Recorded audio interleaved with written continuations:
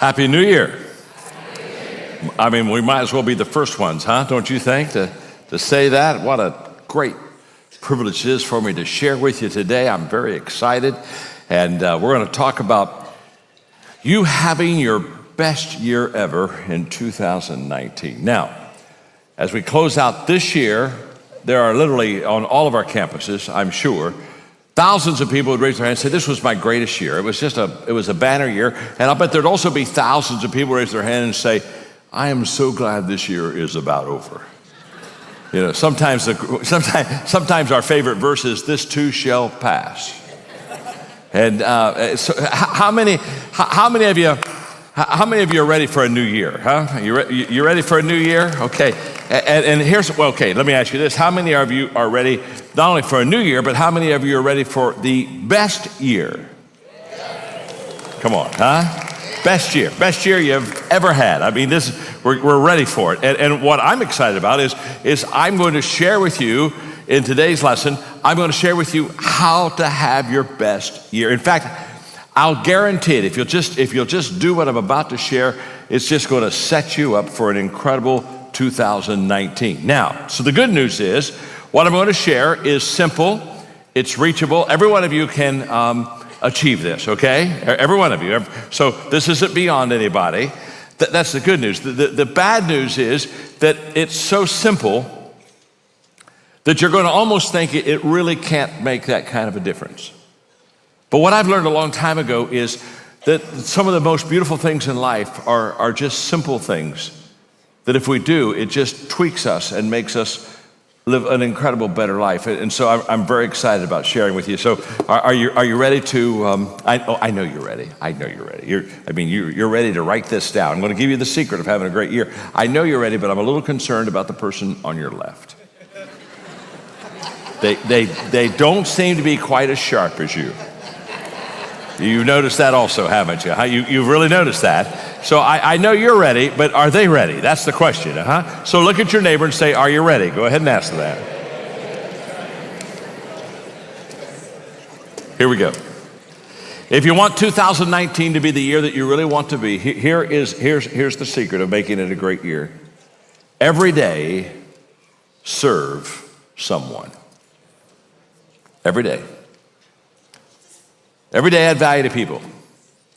Every day serve one. Every day live the intentional life of doing for others, sometimes what they cannot do for themselves. And if you will put people first and add value to them and serve them, it becomes absolutely amazing what you and I are going to have and achieve, how we're going to help people, and in return, how it comes back to us. Benjamin Franklin said this: no one is useless in this world who lightens the burden of someone else.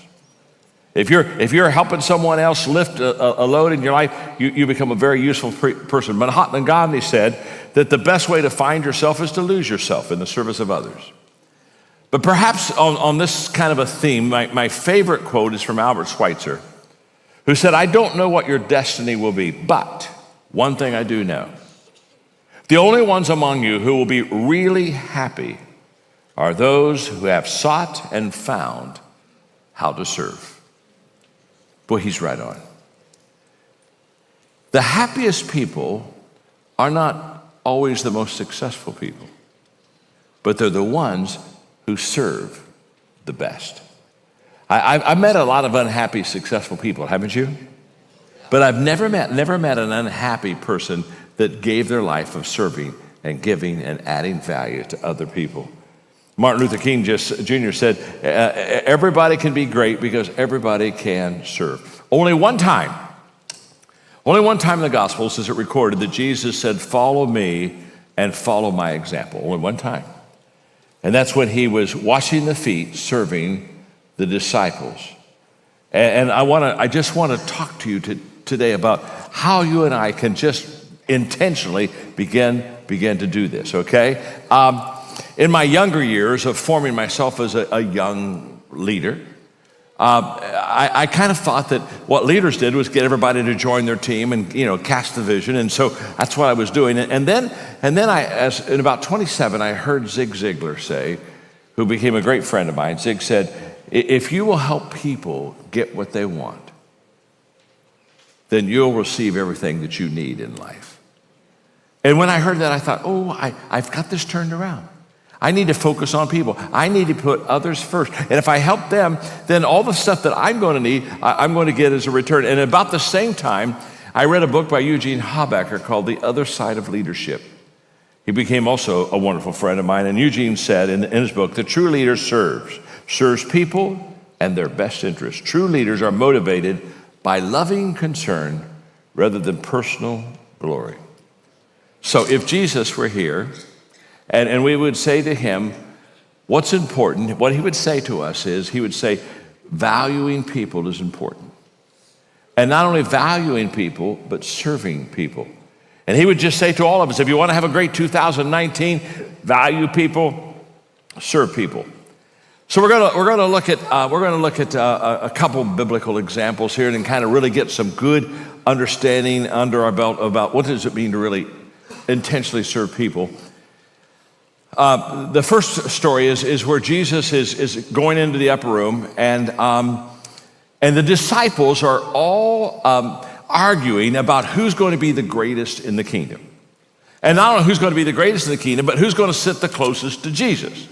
And so they're back and forth, and they're talking, and basically, as Jesus listens, he realizes that what they've got is they got what he call horizontal thinking. They're thinking about, am I better than you, and where would I position? And he wanted to get them on vertical thinking, so he started talking to them, and the passage is on Luke 22, it's on your screen. Within minutes, they were bickering over who of them would end up the greatest, but Jesus intervened.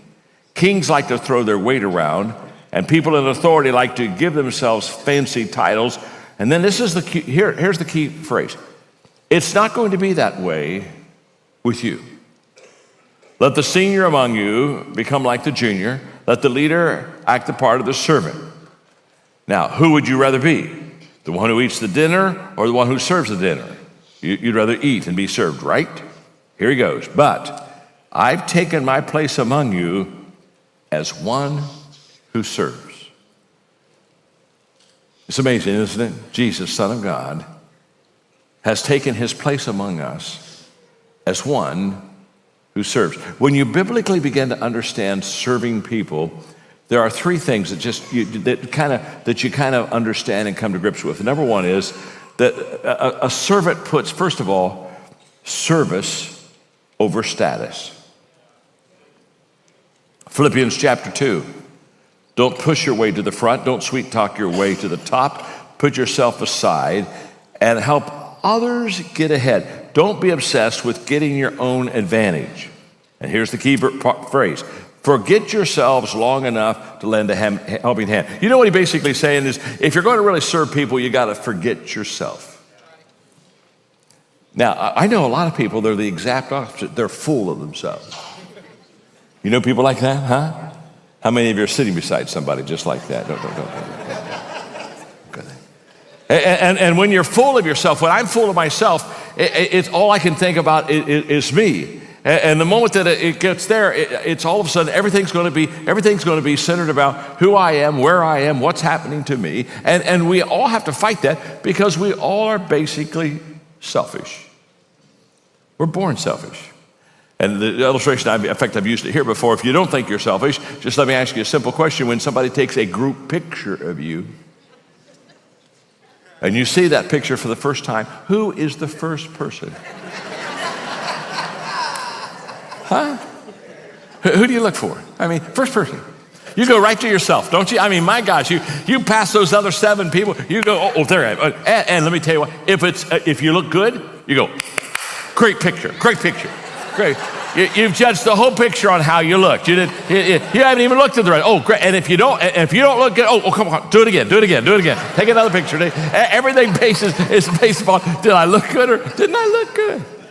So this is who we are. One of the reasons why living an intentional life is so important is if we are not intentional, we will be selfish. You know, we got to work at this. If 2019 is going to be an incredible year, you're going to have to look at the year and say to yourself, what can I do to add value to people instead of what are people going to do to add value to me? What can I do to serve people instead of, I wonder who in this next year is going to serve me? We're going to have to do a complete mind shift in that whole process. Service over status. But a servant, secondly, puts character over comfort.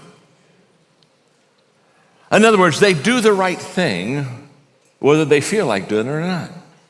You know, there are two kinds of people. There are the people that do what is right and then feel good, and there are some people who want to feel good before they do what is right.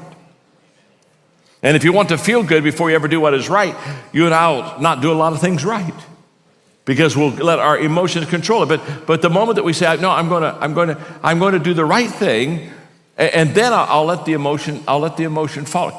Character over comfort. A couple of weeks ago, right after Thanksgiving, I was teaching on the Good Samaritan, the message on perspectives about possessions. And as we know the story of the Good Samaritan, the man was robbed. He was on the side of the road. He was half dead. The Good Samaritan went over and took care of him, took care of his wounds, put him on his donkey, took him to a place to recover and paid for it, took care. And the whole thing that is huge is that the Good Samaritan was willing to be inconvenienced. Now here's the key. If you and I are going to make 2019 a great year of serving people, let me tell you the first thing that's going to happen to you, the first thing that's going to happen is we're going to be inconvenienced. Because when you have to serve people, they don't do it on your time schedule. Mm-hmm. Now, in the Good Samaritan story, the priest and the Levite, what they do? They saw the guy that was robbed, half dead, and they saw him, and they went to the other side of the road, and they walked by, didn't they? They not only walked by, and they walked by as far as they could get from him. And you know why? Do you know why they didn't stop? They didn't want to be inconvenienced. They were going somewhere. They're going down to Jericho. And now let me tell you what. Because they were good religious people, here's what I'm sure they did. I'm sure they prayed for him. Yeah. I bet. Don't you think so? I think as they went on their own way, not taking care of him at all, they said, "Oh my God, oh Lord, help him, heal him, help him, send somebody to serve him. Oh Lord." Hey, isn't it amazing? Christians can make prayer the biggest cop-out.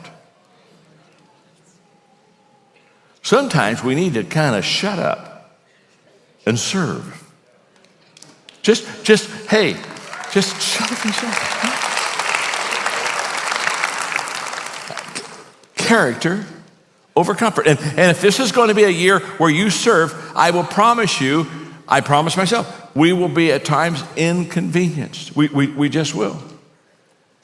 And Jesus, he said, look, let me explain it this way.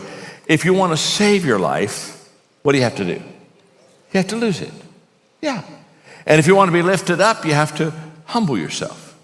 And if you want to be the greatest, you got to be the servant. If you want to be first, you got to be last.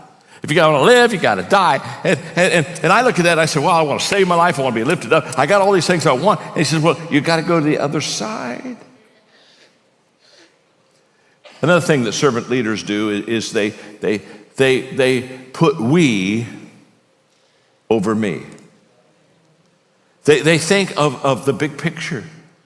And they think of others, not so much of themselves. Okay, in John chapter 13, this is, okay, we got to camp here for a few moments. It's on the screen. Jesus knew that the Father had put him in complete charge of everything, and he came from God, and he was on his way back to God. So he got up from the supper table, set aside his robe, put on an apron, and then he poured water into a basin and began to wash the feet of the disciples, drying them with his apron. Now, we know this story. This is a story of Jesus washing the disciples' feet. Well, first thing that pops out to me is it's amazing. In the most difficult hour of Jesus' life, this is a crucial time. Literally, in just a few hours from this situation, he's going to be in Gethsemane. He's going to find out that he has to go to the cross. And he's going to have the Romans come and take him. He's going to go into mockery of a trial. He's going to be beat. I mean, he's coming into his most difficult period that he came on earth. And in his most difficult time, what is he doing? He is serving other people. Well, this is huge. And he takes a basin of water and he washes their feet. Now, interestingly enough, in the Gospels, there's only 2 times that a basin of water is ever mentioned, and it happens to be just connected, these 2 stories right here. Pilate, remember when the people brought Jesus before Pilate and were wanting him to sentence him to crucifixion? And the press kept they kept pressuring him. And finally, remember what he finally said? Okay, look, he said, I think he's innocent. I don't say anything wrong with him. But if you want to do this, then he said, bring a basin of water. And he took his hands in that basin of water and he washed his hands and excused himself of the responsibility of what he was about to do. Now catch me. I call this basin theology. Pilate took a basin of water and put himself first. Jesus took a basin of water and washed feet and put others first. That's the difference between how a Christ follower thinks and how a person who lives for self thinks. It's an entirely different world. And think about this. You talk about a great test as a servant leader. He's washing the disciples' feet, and as he's doing it, being God, knowing all things, he's washing the feet of one who will betray him, one who will deny him, who will lie about him and will curse about him. And every one of the people's feet that he will wash in his deepest, darkest hour will forsake him and run. And what's he doing? He's serving. He's washing their feet. Every year in November, we have this event called Exchange for Leaders. We go to a different city. It's an amazing event, and we give them leadership experiences. And so in November, I had them in Los Angeles. And one of the places I wanted to take them, I really wanted to open their eyes and really get them to see a pretty amazing story. So I took them to the Dream Center out in Los Angeles that is led by a longtime friend of mine, Matthew Barnett. And here's the story. This is a great story. Matthew Barnett decided to go to Los Angeles and care for the poor and give his life in the worst area of Los Angeles. A lot of drugs, a lot of poverty, a lot of crime. And he had no money, and yet he wanted to start his ministry there. So here's what he did. He literally on the sidewalk, on a busy sidewalk in this poor area of Los Angeles, he put a desk and a chair. He didn't have an office. He didn't have a building. And people would come by and they'd say, what are you doing? He said, well, this is my office. And I'm here to care for people and meet needs. Do you have something I can help you with? And people began to come around and gather around and make the long story short. Now, this was several years ago, 20 years ago probably. Now, today, if you're in Los Angeles, the hospital in Los Angeles, you can see on the hill that City of Angels Hospital, now that's the Dream Center. And hundreds of drug addicts are taken care of and met. And he's done this incredible ministry. So I had all these leaders there to stretch their mind and stretch their heart a little bit. And so I had Matthew talk for a moment. And here's what he said. He talked about the fact that they were a bridge between people that were poor and had lost their whole dignity and value, basically. And they were the bridge to help them get back their dignity and value and their health and all these things. And then he said something very interesting about a bridge. He said, if we are to be a bridge for others to cross over into a better life, we will get walked on.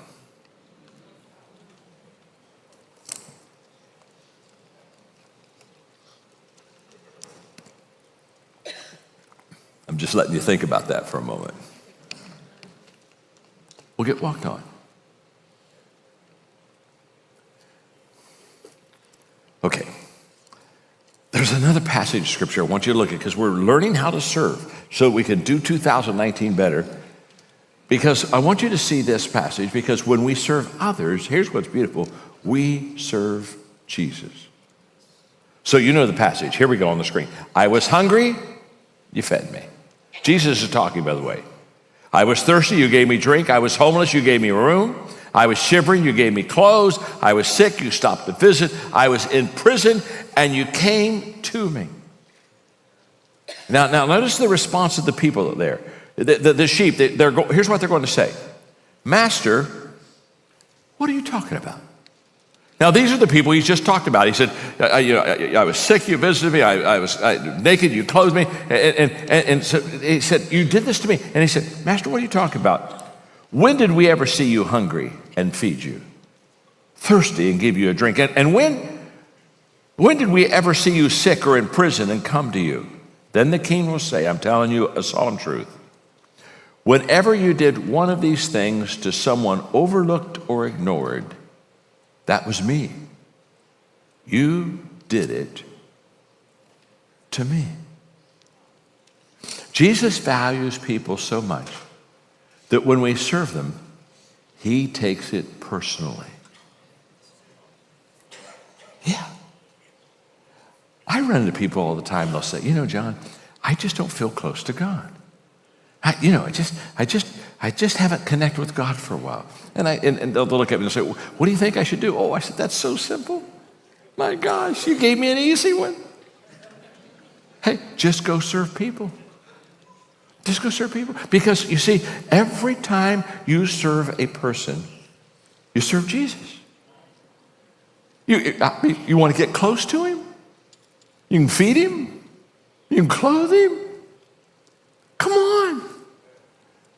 This is amazing. And what's incredible about the story is when Jesus is telling them this, they're looking at him and saying, when did we feed you? When did we clothe you? You see, they were doing some wonderful things, but you see, they saw the hurting people, but they didn't see Jesus. This is huge. So every day when I serve people, if I come up and hug somebody and just give them an encouraging word, I walk away and I say, wow, just hug Jesus. Yeah. So you say, well, I haven't been close to Jesus for a while. Go start hugging some people. I got 42 hugs with Jesus today. See, you're still trying to pray. My name's John. I'm your friend. One of the books that I revised about a year ago was Developing the Leader Within You 2.0. And one of the things I love about my writing anymore is I've written to the business and secular audience so long, and they know me now so well that I can get by with a lot of stuff. It's just beautiful. I can just be salt and light. And it's just, I'm trying to be respectful and value everybody, but I just am slipping in all the time. Just the other day, I was doing a Q&A with a secular business company, and then they mentioned, they said, well, now, you're a person of faith. And how does that affect your leadership? Oh, I said, it's everything. I said, do you know everything I've learned about leadership is from the Bible? And they're all looking at me.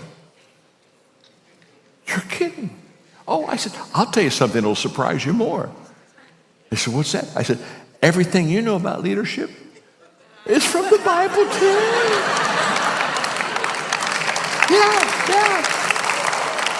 It is. Oh, this is so huge. I said, you're good people. You just don't have a clue. But you're good people. You're good people. You're good people. I said, let me explain it to you.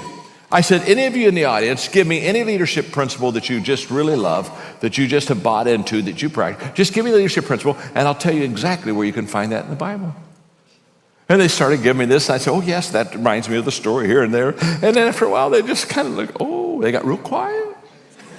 Now, this is incredible. I'm talking about connecting with people. So in Developing the Leader 2.0, one of the chapters I have in it is on serving people. And so I'm going to give you these 5 things that I really work on in serving. Number 1 is I don't rely on my position or title. Okay? I don't rely on it. Jesus said, you don't want to rely on those things. In fact, when I'm speaking at a convention many times in the green room, they'll come in with my bio and they'll say, now this is what we're going to introduce you with and the whole deal. And I'll say, do you really have to do that? I say, so well, how do you want us to introduce you? I said, well, just tell them my name's John. And I'm their friend. I'll come out on the stage and I'll talk to them. You see, I learned a long time ago, if you're good, you don't need an introduction. And you can't tell you something, if you're bad, a great introduction won't help you. I've listened to some speakers and I've just thought, well, could we go back to the introduction? It was better. It was just better. And the second thing I've done is I choose to believe in people. And I choose to not only believe in people, I choose to believe in their potential. It was my father who gave me the great advice. Believe in people, value people, unconditionally love people. If you'll just do those three things, John, he said, you'll have an incredible ministry. So when I go to these conventions, they always walk me in the back way. And, the crowd's out there, and they're walking me in the back way, taking me the green way. So in every convention in America, I walk through the kitchens most of the time. So, it's just, you just show me a kitchen of a convention center, and I can tell you where it is. I'm just really major on kitchens. And they're walking me through the kitchen, and they're trying to rush me through, and the people are there, and I just love to mess them up, and I walk real slow. And I'm not real slow. I introduce myself to them and ask them what they do, what they serve, or and sometimes I'll pull my camera out and say, let's take a picture. Can I have a picture of you? And they're just loving it. They're loving it, and the people they're just not loving it at all. And I just love messing with them. You know what I'm doing? I'm valuing people. I'm just trying to be Jesus-like. Just trying to value people. I try to see things, number 3, I try to see things from the perspective of others. And number 4, I create an environment of encouragement. I try to create an environment of encouragement. It was my father who said, John, encouragement is the oxygen of the soul. Such a great man, such a great encourager. In fact, I was just with him a few days ago, and he's 97 now. And in fact, I got a picture of him. Want to see a picture of my dad? Here's Dad, right there. There's Dad. Look at him. Doesn't he look good? 97. Doesn't he look great? I got good genes. There's hope for me, baby. I'm telling you. Hey, 20 years from now, I'm going to still be here teaching away at Christ Fellowship. You know what I mean? Just having a good time. And Dad, so I was talking to Dad. We were taking him out to lunch. And I said, Dad, as long as I live, you're going to live. I mean, you may die, but you'll still live. Because I love people like you love people. And I want to add value to people, and I want to serve people like you. And so I'm talking to him about all the things I'm doing. And I said, just remember this, Dad. You're 97, but as long as I live, you're going to live because we're going to serve people. And my dad just listened to all that. And when I get that, he just raises both hands and says, hallelujah, hallelujah. And he's had 2 strokes, and he's broken 6 ribs. And it just keeps coming back. I mean, I keep thinking, okay.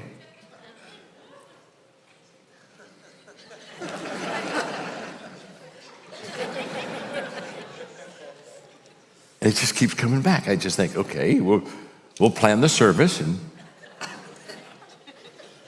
it just pops back up. In fact, I nicknamed him now. He loves this day. I call him now Daddy Lazarus. Isn't that great? I just call him Daddy Lazarus. I said, we just put you away for dead, and you come back up, and you just keep coming back. You just keep coming. You just keep coming back, huh? And the 5th thing is, I measure my success on how much value I add to other people. Wow. So let me tell you. Let me wrap it up with a story here. I was in my 2nd church, and I was really wanting to grow it, and it was really growing, and I was spending a lot of time with leaders, building leaders, training leaders, helping them help minister to others, equipping the saints to do the work of the ministry. That's what I was really doing. And it was really going well, and so I was very busy. I spent an incredible amount of time working with leaders, teaching them how to lead people, train people. So here we go. And one day on my schedule, I noticed that a person was coming to my office, and I didn't know who they were, but I knew they weren't on my leader list. So I asked my sister, I said, it was a fellow by the name of Brent Johnson. I said, who's Brent Johnson? And she said, Pastor, he's not a leader, but she said, he really wants to see you for a few moments. And so I said he could see you, and I wasn't, be honest with you, I wasn't really happy because I thought, okay, I'm trying to train leaders, and here comes this guy I don't even know who he is. So he comes into the office, and I wish I could act like I was saintly, but I wasn't saintly. Okay, I'm just not that good enough. My dad's a saint. When he goes to heaven, he'll be right beside Jesus. When I go to heaven, I'll be in some outlet with a satellite somewhere. You know what I mean? Okay. And so he came in. He came in, and so I looked at him and I said, "Okay, how can I help you?" And he looked at me and said, I didn't come to ask for help." Okay. What do you need? He said, "Nothing." Okay. "Why are you here?" And he said, "I'm here because I'd like to serve you." He said, "I'm not a leader. I don't have leadership gifts. And I've been for the last 2 months." He said, "I love what's happening in our church. And for the last 2 months, I've been asking God how I can serve you, what I can do for you that'll help you lift the load." And he said, "I have this idea now." And he said, "I'd like to throw it by you if you can." I said, "Well, sure, what is it?" He said, "You have to do errands. You're busy and have things." I said, "Yeah." He said, "Okay." He said, "I would like to come in at Thursday noon every week, and I would like to do all of your errands for you so you don't have to spend your time doing that." He said, "I'll do your dry cleaning. I'll go wash your car." He said, "Just make the list." He said, "Of all the money." And he said, "That way you can spend more time with leaders." He said, would you let me serve you?" And by this time I'm crying, and I'm saying, "Well, yeah. But before you serve me, would you just pray for me to get saved again?"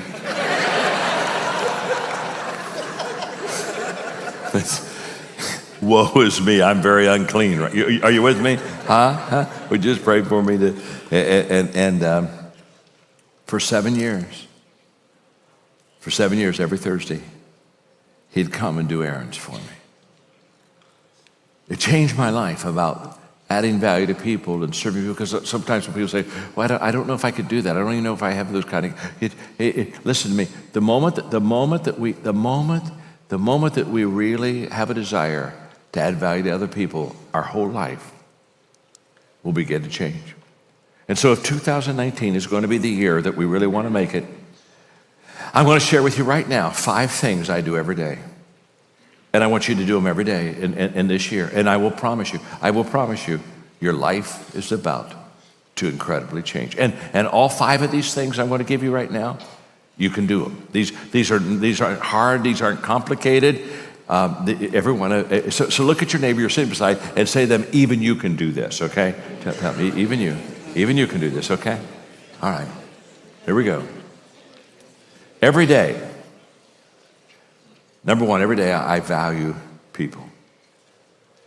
And that's the foundation of everything we're talking about. If I don't value people, I'll never add value to them. I'll manipulate them. I'll do all kind of bad things. But it all begins with valuing people. Does that make sense to you? So every day I value people. By the way, that's Jesus-like. That's what Jesus, when people say they want to be Christ-like, just value people. Every day I value people. Number 2, every day I think of ways to add value to people.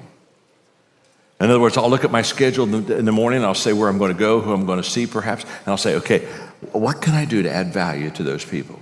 I think of ways to add value to people. Number 3, every day I look for ways to add value to people. So that when I'm with you, I'm looking for something. What can I do for right now? What can I do for them that would add value to them? So every day I value people. Think of ways to add value to people. Look for ways to add value to people. Number 4, every day I do things that value people. Every day. In fact, at the end of the day, the last thing I do every evening is I do a 10-minute inventory of my day. And one of the questions I ask is, who did I add value to today? Who did I serve today? Okay? Every day. Every day. I value people. Think of ways to add value to people. Look for ways to add value to people. Do things that add value to people. And number 5, I encourage others to add value to people. I do those 5 things every day. And I'm just telling you, if you'll just do those 5 things every day in 2019, and every one of you can do that. If you'll just do those 5 things every day, 2019 will be unbelievable to you. So you got them written down, don't you? And on all the campuses, you've got it written down, because I'm going to have you all stand here and all the campuses. I'm going to have you stand. And while you're standing, pastors, you can come up to the front, because when we're done with this little 1-minute exercise, it's yours. But let's all stand right here. And what we're going to do is we're going to repeat those 5 things. Okay? We're going to repeat those 5 things that we're going to do. Okay? Are you ready? Huh? And now I'm going to find out who took notes. See, okay, are you ready? Okay. Every day I value people. Every day I think of ways to add value to people. Every day I look for ways to add value to people. Every day I do things that add value to people. And every day I encourage others to add value to people. And if you'll do that, 2019 will be your greatest year. I promise.